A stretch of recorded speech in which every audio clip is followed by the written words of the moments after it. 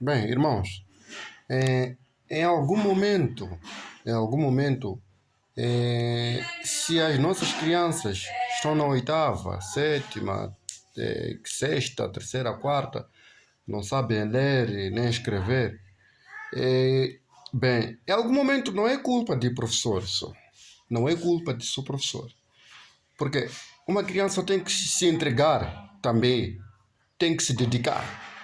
Nós também em casa devemos ser vigilantes nas nossas crianças para vermos que a criança está a andar bem ou não. Porque às vezes a criança chega em casa, pega caderno, só vai deixar e está lá a ir brincar.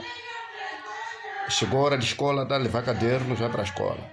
Nós, pais, não temos aquele tempo de visitar caderno de criança ou de pegar criança, sentar com ele e dar alguns exercícios para vermos se a criança se dedica ou não.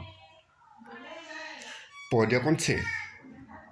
Então, se a criança fica, só põe na mente, primeira coisa é brincadeira, quando voltar da escola, está lá para ir brincar, não vai se dedicar essa criança, até mesmo chegar na nona classe, décima, não sabe ler nem escrever.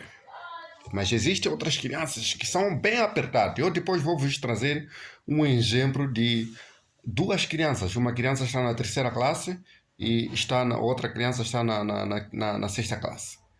Sabe bem ler e escrever. Ditado sabe bem. É porque a criança é bem apertada. É bem apertada para se dedicar. Não é só culpa do professor. Muito obrigado.